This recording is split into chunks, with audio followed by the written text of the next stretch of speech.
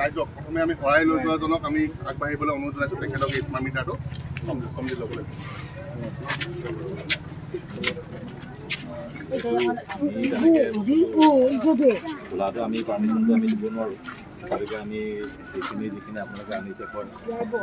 প্ৰথম কথা ৰাইজ আচলতে প্ৰচণ্ড খঙত আছে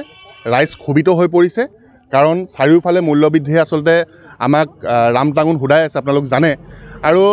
খুব স্পষ্টভাৱে আমি এটা কথা কৈ গৈছিলোঁ যোৱাটো কাৰ্যসূচীত আমাৰ এইটো ৩ নম্বৰ কাৰ্যসূচী যে যদি এই APDCL কাৰ্যালয়টোৱে যদি মিটাৰসমূহ যদি নিজে খুলি নানে তেন্তে ৰাইজে নিজে স্বতঃস্ফূৰ্তভাৱে লৈ আহিব তো আজি আপোনালোকে দেখিছে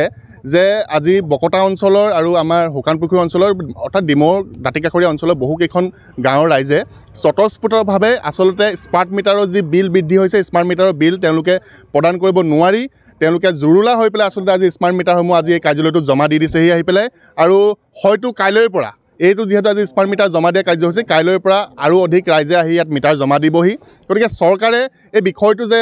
গুৰুত্ব সহকাৰে আজি পৰ্যন্ত যে লোৱা নাই আৰু আজিৰ পৰা ল'ব বুলি আমি কিছু অনুভৱ কৰিছোঁ তথাপিও আমি এই কথাও আপোনালোকৰ আগত ক'ব বিচাৰোঁ যে অসমৰ ইতিহাসত হয়তো এইগৰাকী শক্তিমন্ত্ৰীয়ে চাগে ইতিহাসত নাম লিখি থৈ যাব যে তেওঁৰ নিচিনা নিমাতী তেওঁৰ নিচিনা অদক্ষ আৰু তেওঁৰ নিচিনা অকমন্য আচলতে মন্ত্ৰী যে অসম মন্ত্ৰীসভাত যে স্থান পাইছিলে সেই কথাটো লিখি থৈ যাব বুলি আমি অনুমান কৰিব পাৰিছোঁ কিয়নো নন্দিতা গাৰ্লুচা যিগৰাকী অসমৰ শক্তিমন্ত্ৰী এই শক্তিমন্ত্ৰীগৰাকীয়ে আজিলৈকে এটা ষ্টেটমেণ্টটো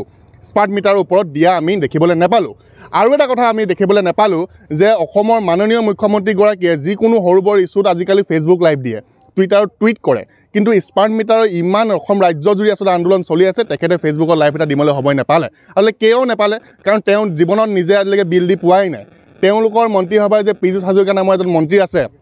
তেওঁ ছ'চিয়েল মিডিয়াত স্মাৰ্ট মিটাৰে হেনো ৰাইজক খুব উপকৃত কৰিছে বুলি ভিডিঅ' শ্বেয়াৰ কৰি আছে আমি তেওঁক আকৌ প্ৰশ্ন কৰিবলৈ বিচাৰিছোঁ যে তেওঁ কোনদিনাখন নিজৰ বিলখন দি পাইছে তেওঁ নিজ হাতে কোনোবা দিনা বিল দি পাইছে নেকি আৰু আচলতে ৰাইজৰ টকাৰে এই যে এটা ৰাজকীয় জীৱন উপভোগ কৰি থকা এইসকল মন্ত্ৰী বিধায়কে ৰাইজৰ যিবিলাক কষ্ট হৈছে দুৰ্দশা হৈছে কেতিয়াও বুজিব নোৱাৰিব গতিকে আন্দোলন অব্যাহত থাকিব এই স্মাৰ্ট মিটাৰ আজি জমা দিয়া হৈছে ইয়াৰ পৰৱৰ্তী কাৰ্যসূচী হয়তো আৰু অধিক জংগী হ'ব বুলি আমি আশা কৰিছোঁ যদি আমি ইয়াৰ আগৰ কাৰ্যসূচীত আমি জনাই দিছিলোঁ যে ডিমৌ APDCL কাৰ্যালয় বিষয়া কৰ্মচাৰীক যে তেওঁলোকে স্মাৰ্ট মিটাৰসমূহ খুলি অনাৰ ব্যৱস্থা কৰক নহ'লে ৰাইজে খুলি আনিব সেইবাবে আজি স্মাৰ্ট মিটাৰসমূহ ৰাইজে খুলি আনিছে আৰু ইয়াৰ পিছত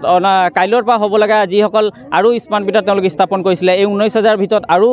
ৰাইজে অহা কাইলৈৰ পৰা খুলি অনাৰ ব্যৱস্থা কৰিব আজি স্মাৰ্ট মিটাৰটো আমি আজি দ্বিতীয় আমাৰ যি ধৰ্ণা দিয়া হৈছে আৰু আমি এই স্মাৰ্ট মিটাৰ আমাৰ ঘৰত ইলেক্ট্ৰিচিটি বিষয়সকলে আমাৰ ঘৰত মানুহ নাই আৰু আমাৰ মা আগত কৈছে যে আমি 4,000 টকা আপোনালোকে নলগালে মিটাৰটো 4,000 টকা ভৰিব লাগিব আৰু আপোনালোকে মিটাৰ নলগালে বহুত বিপদত পৰিব আমি ঘৰত কোনো মানুহেই নাই জনা শুনা মানুহ আমাৰ তেনেকৈ মিটাৰ লগালে এতিয়া আমাৰ এই 100 টকাত 2 দিন 3 দিন চলিছে তাৰপৰা লাইনটো বন্ধ হৈ গৈছে আৰু আমাৰ ঘৰত মোৰ এতিয়া অহাবাৰকৈ ছোৱালীয়ে ফাইনেল পৰীক্ষা দিব এতিয়া টিউশ্যনৰ ফিজ দিবলগীয়া হৈছে মোৰ মানুহটোৱে মাত্ৰ 200 টকীয়া হাজিৰা কৰে এতিয়া আমি স্মাৰ্ট মিটাৰ আমি কোনো পধ্যে আজি আমি আহিছোঁ ইয়ালৈ আমাৰ মিটাৰটো এতিয়া কেনেকৈ নাম্বাৰ দিব লাগিব আমাক কেনেকৈ গম পাব যে আমাৰ আমুকৰ ঘৰত মিটাৰ আছে সেইখিনি আমি চিটি বৰ্ডৰ বিষয়ববীয়াসকলক বিবেচনা কৰি আমাৰ মিটাৰটো কেনেকৈ উঠাই আনে নহ'বা আমাক যদি কয় তো আপোনালোকে নিজেই উঠাই লৈ অহা ব্যৱস্থা কৰক আমি তেনেকৈ আনি দিবলৈ বাধ্য হ'ম যিকোনো খবৰৰ বাবে যোগাযোগ কৰক 7099017330 অথবা 7099017390 নম্বৰত